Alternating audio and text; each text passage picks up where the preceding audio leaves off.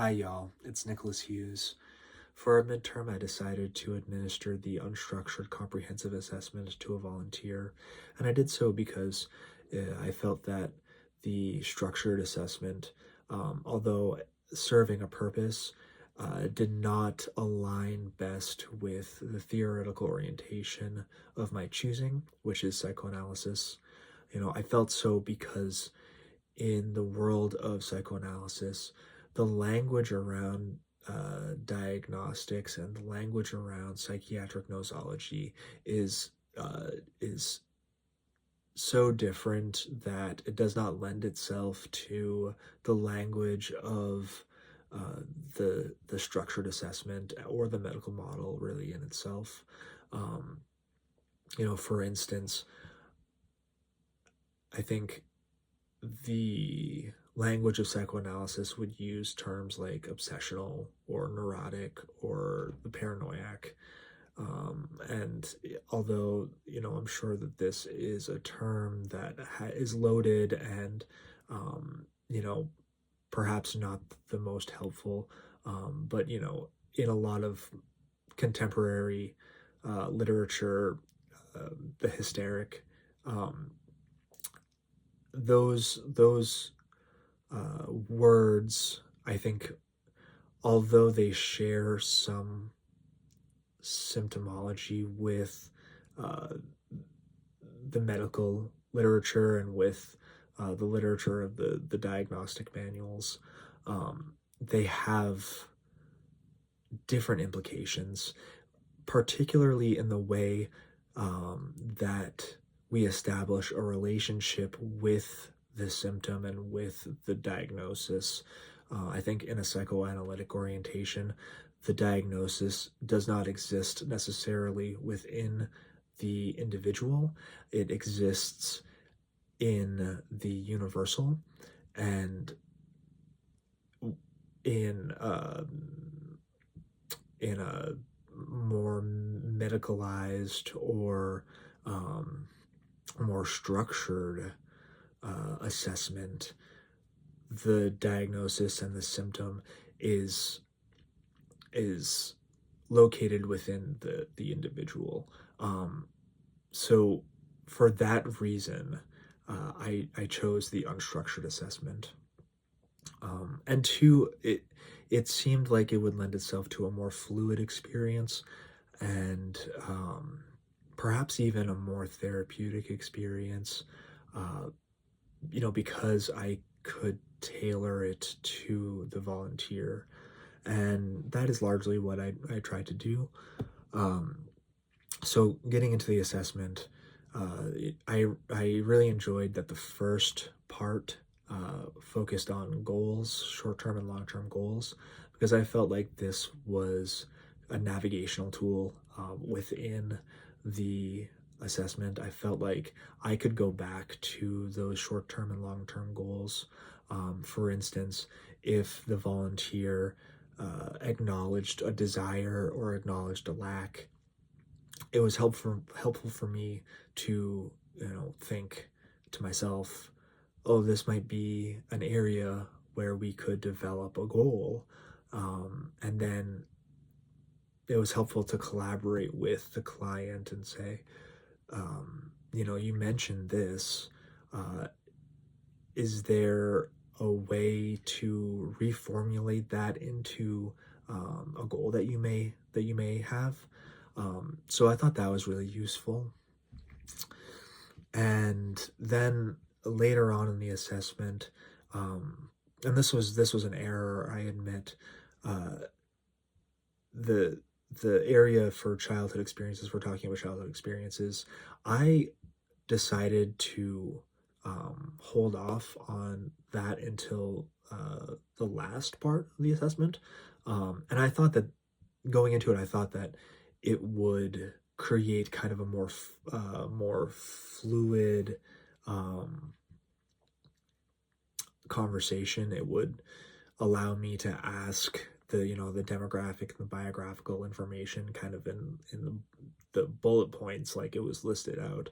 But I realized afterward that it kind of truncated the experience because instead of starting with those childhood experiences and conceptualizing the client within that lens, it it kind of felt like um, half the conversation was relatively stale.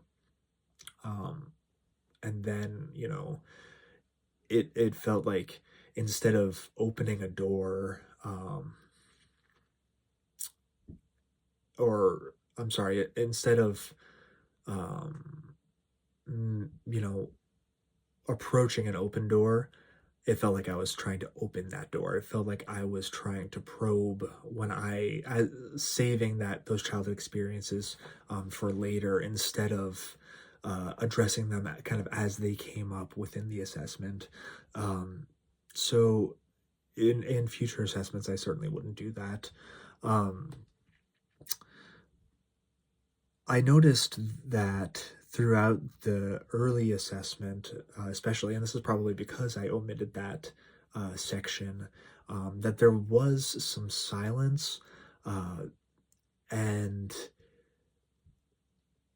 that was partially because I was trying to formulate, my own thoughts about the client and about, you know, what I wanted to ask, how I wanted to ask it.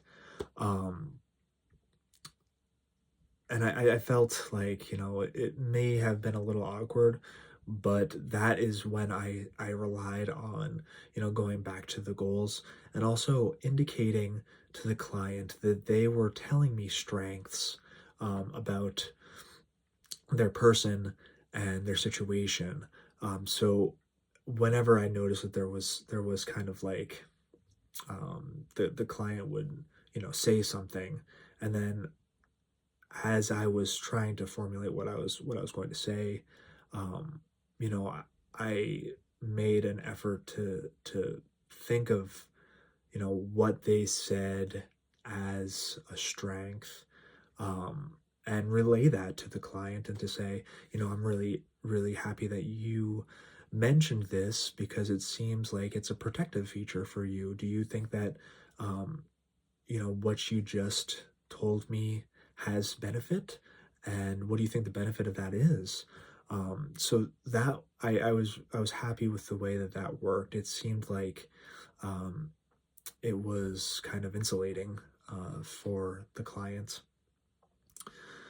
um, and it also allowed me some time to kind of evade the silence and formulate, what I was going to say next. Um, and so, going into this assessment, I reviewed some literature, um, particularly Sandra Jenkins' article "Unstructured Interviewing." That was so helpful with my technique, with my conceptualization of the assessment, how it would go, and I mean, it really was invaluable. The tips that I gleaned from that article. Um, but I was also thinking back to a counseling class that I took in undergrad, and the active listening skills and the motivational interviewing that we discussed. So asking open questions was so beneficial because it allowed the client to think of how they were feeling and how they were thinking about an issue. If I had asked, a question that led to kind of a yes or no answer, there was no space for the client to think about how impactful that area of their life is. So open questions were really helpful, and I also noticed that paraphrasing and summarizing helped because in this world of I need and I want and I desire statements, paraphrasing and summarizing um, allowed me to say you want and you need and you desire. Uh, and so having that kind of affirmation, knowing that someone is listening to you and understanding you and wanting to understand you, was so helpful, it seemed, and lended itself to a therapeutic experience. Um, so I was really happy with the way that those techniques were implemented. Um, let's see. I suppose I would also like to take a moment to discuss my my affect. I try to utilize a few theoretical texts like this, although it's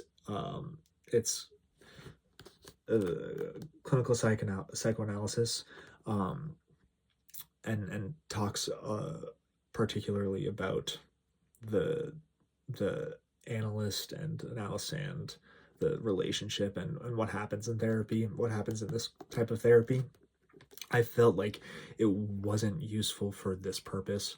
And that is because, firstly, and Freud, warns about this in his essay, Wild Psychoanalysis, um, without proper knowledge, without proper training, it is improper to attempt an analysis.